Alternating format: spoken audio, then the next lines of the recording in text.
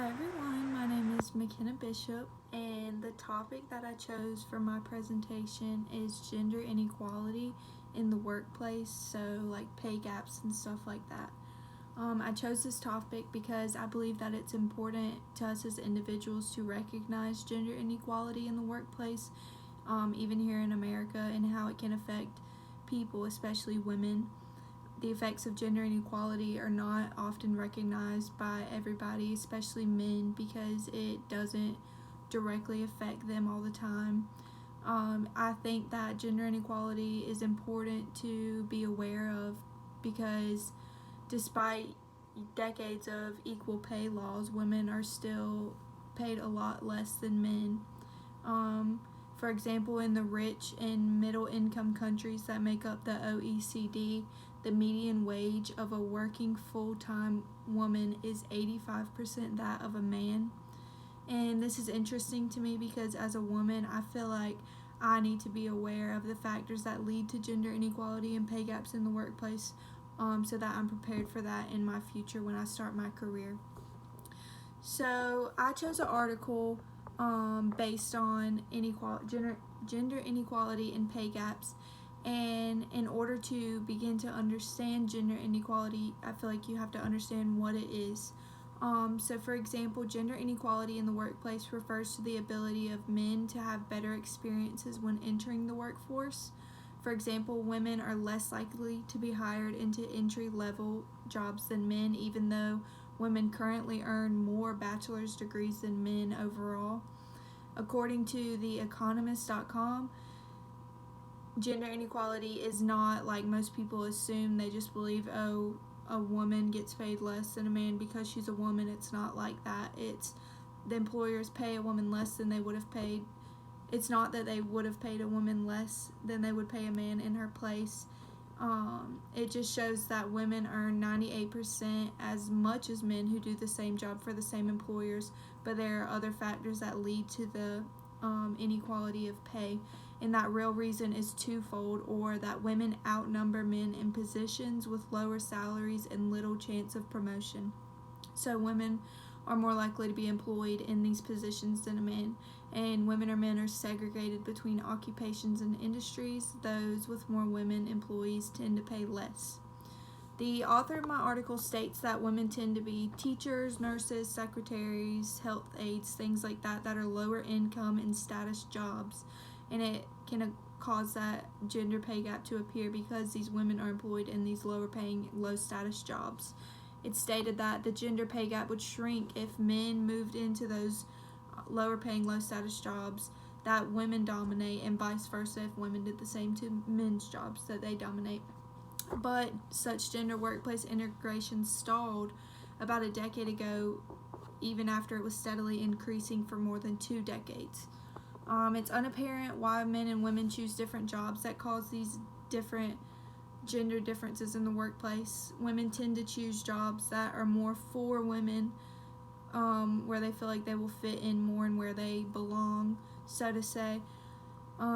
Because of this, job occupants tend to have a stereotype, and I think a good example of this is nurses, where women typically tend to be nurses, and sometimes it's rare to see a male nurse in these jobs.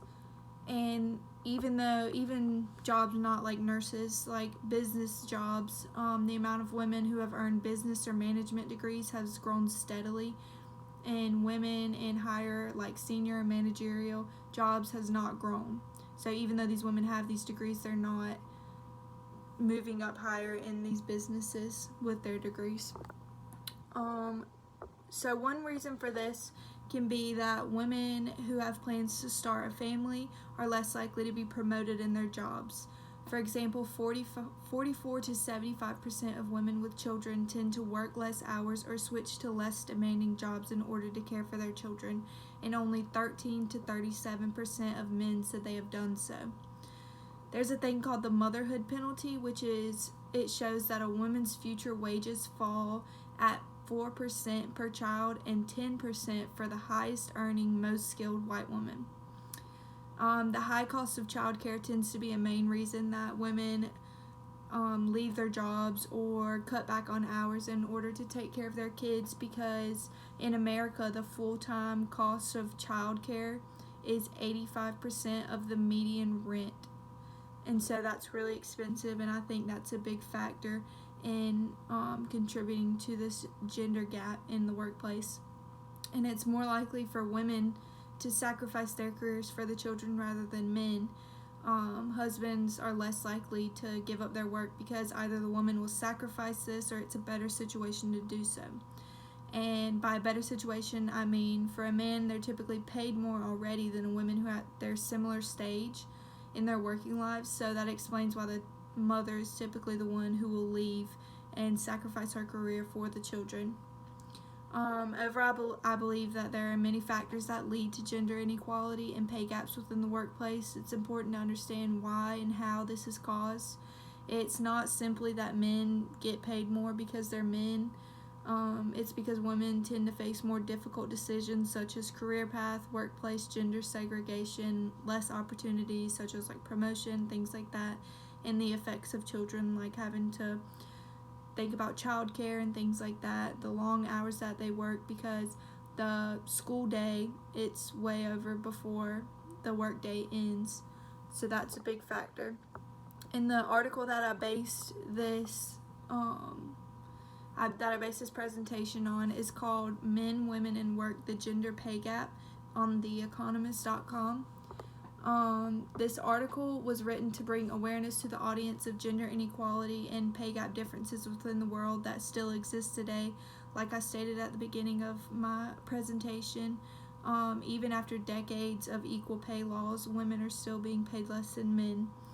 The author examines how gender differences in the workplace have been caused by different factors. It explains how certain causes lead to women to having to sacrifice their careers for the overall well-being of them or their families, or either seek out career options that they believe best suit them at their stage in life.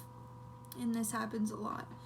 The main points of the article is how women are overall paid less than that of a man. There are many different factors that can lead to this gender pay gap. Women tend to have less chance at promotion of that of a man. Women and men typically choose jobs, like I said before, that are better suited for them. With the stereotypes of jobs, there's jobs that tend to be male dominated and jobs that are female dominated based on simply gender, and how they feel that they fit in there. Children have a large impact on a woman's career because they have to often decide if their career will not allow them to provide proper care for their children, then they will either have to cut back on their hours or leave their jobs to find a job that allows them to take care of their children. So childcare is a really big factor that makes it hard for a woman to maintain a job or either move higher up. Therefore, these factors can lead to gender pay gaps and inequality. What I've learned from the article is that as a woman, I will face many factors that could possibly decline my career. Children play a big role in a woman's career due to the issue of childcare. And it's important for women and others to understand that the quality of the workforce is up to the individual. So I believe that if we are aware of these factors and aware that women are already seen as the underdog in the workforce, that we can determine our outcome. We can decide what career we want to go in, no matter what it is. We can decide how we move up, how we better ourselves in the workplace, no matter what stereotype or inequality that we're faced with. I think that this article relates to Conley's chapter because it's pointing out how he talked about gender inequality in life in general in the chapter 8, and I think that this article did a really good job explaining how women are treated, how we're not typically treated equally when it comes to employment, pay, or career options. And what I've learned from this assignment is that I've become more aware of the differences and inequalities of males and females in the workplace today and how they're influenced. And it's important for women to be aware of these factors and do their best to strive in a world where they seem to be the underdog. Thank you.